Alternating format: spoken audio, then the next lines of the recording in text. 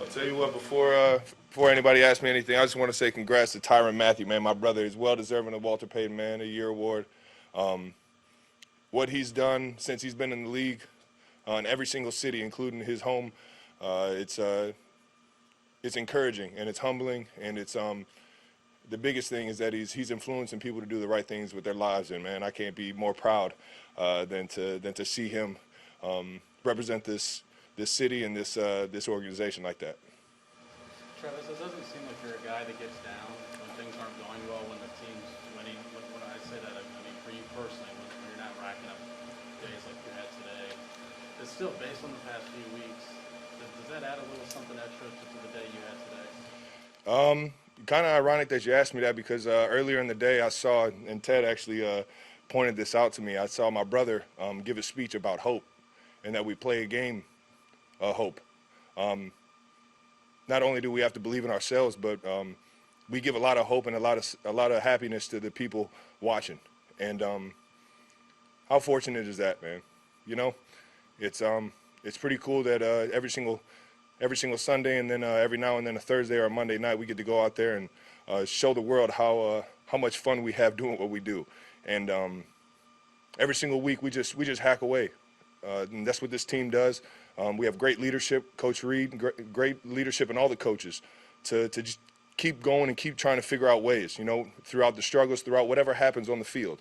You know, you just keep leaning on your brother and keep finding ways to get things done. And obviously, that's what you saw today. Did you see that video? I saw that today. I saw that the big guys started crying, man. I mean, when he gets crying, I get crying. I'm the crybaby of the family, man. So to see him pour that emotion out there, man, that's all I was thinking about out there on the field, being down in the fourth.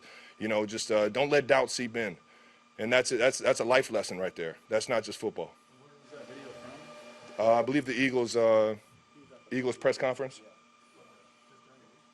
Travis, Coach Reed and Patrick Mahomes joking when he said, "You look good for the old guy out there tonight." How did you feel getting back to there and runs after the catch? I mean, it seemed like no one could get.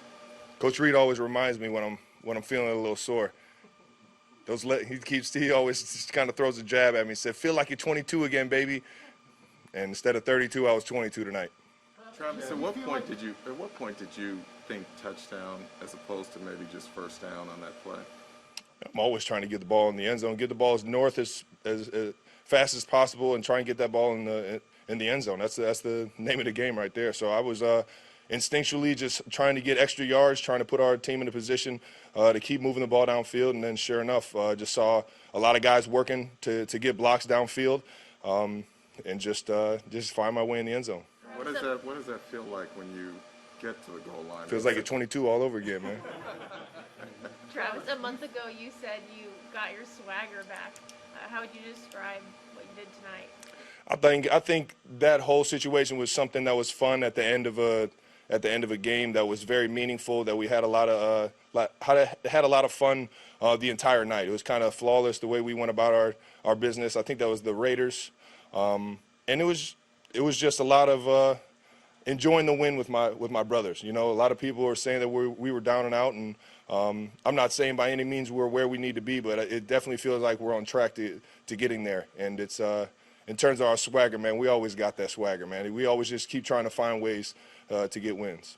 Travis, do you feel like you're better at running after the catch than you were early in your career? And if so, what's behind that? Is that something you've worked on or put the effort into?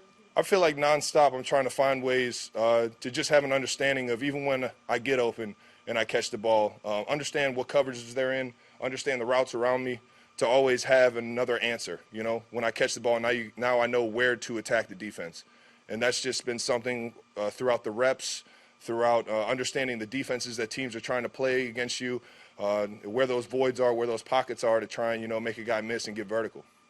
Travis, in previous seasons, it seemed like clockwork for you and Tyreek to have 100 yards of production and you get a big win. It's been a little fewer and far between for both you guys in the same game. How dangerous can you guys be when all three of you, Mahomes, Tyreek, and yourself, really get going in the game? We can move the ball down the field against anybody, in my opinion. Tyreek is the best wide receiver I've ever seen play the game, man. And that's without the ball in his hands and with the ball in his hands. He's an ultimate fighter. So is Pat. So is 1-5 back there. He's through all the criticism that he's had this year, we find ourselves winning our 7th game in a row. And that's just him leading us. And nonstop every single week, every single play of every single game, putting the team on his shoulders to try and find a way to get a win. The walk-off touchdown we talked about, but that 69-yarder in the 4th quarter was almost as big. Can you take me through that play? A lot happened. You got held, then the guy fell down, and you almost got in the end zone. It's just playing football, man. It's just playing football and trying to get the ball in the end zone. I know it was a big-time spark for us. I think it was a 3rd down. I believe it was a 3rd down, and just being able to connect with Pat, get the ball rolling, and keep that energy up. Travis, what would you consider the makeup of this team this year prior to the last 2 years? Obviously, Patrick came in before you, talked about how they would always get out to a big lead and try to hold up and, get ready for the playoffs. But this year's team obviously struggled coming, throughout the season before the 7-game win streak and the manner in which you all are winning. What would you say? I feel like you can't really say anything about the entire makeup of a team until it's all said and done. We're nonstop trying to grow and trying to become better and better every single week. And obviously there were some things that happened out there in the game today that we got to get better at. And I'll be the first one to raise my hand, even though, I had a good game or whatnot statistically, there's still things that I got to fix. And with that mentality, man, you just keep getting better and better and better. And that's Coach Reed right there for you. All right, we only have time for a couple more. Hey, Travis, fourth time over the past 2 seasons now you've faced this Chargers team with Justin Herbert. What are your impressions of how this rivalry between the Chiefs and the Chargers are going with him at quarterback over there? He makes that Chargers team one of the best teams in the National Football League. They always got a chance. And coming from a guy who has the best quarterback in the league, myself, when you have a guy back there as special as Pat, you always have a chance to win a football game. That's all you can ask for right there.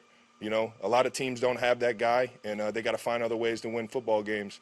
But when you have the guy holding the football every single play, being special, man, you got a chance, and that's what the Chargers got. Travis, given how the game was going, just how gratifying is it on offense to give a win to the defense that had so many 4th-down stops that kept you winning? Yeah, I mean, our defense plays their tail off. They've been playing their tail off since the beginning of the season. They're figuring it out just like we are with the short week, with guys getting hit with COVID and everything like that. I'm just proud of the way this team handled the adversity or the ups and downs of the week, from it being so short and losing key guys in key situations. And it's like I said, just happy that we came out with a win.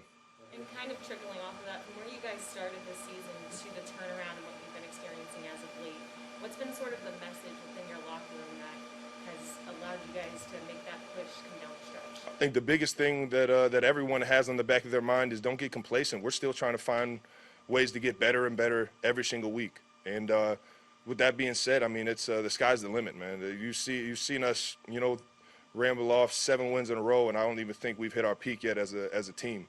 With all of us playing the best ball we can every single play, and that's the exciting part. You just keep coming into work and keep trying to find ways to get better. All season, teams been playing you, double teams, getting physical at the line. Down the stretch today, you were pretty much wide open. Was that surprising at all to you? I think I don't know. I just every single day you go to work and you try and get ready for every scenario and situation possible, and then hope that your instincts take over from there. And I was very fortunate that the play calling to Pat's decision making, everything was kind of aligned for me to be able to make plays down the stretch for our team. And I put a lot of honor and a lot of pride in being able to make those plays for Chiefs Kingdom, baby. Travis,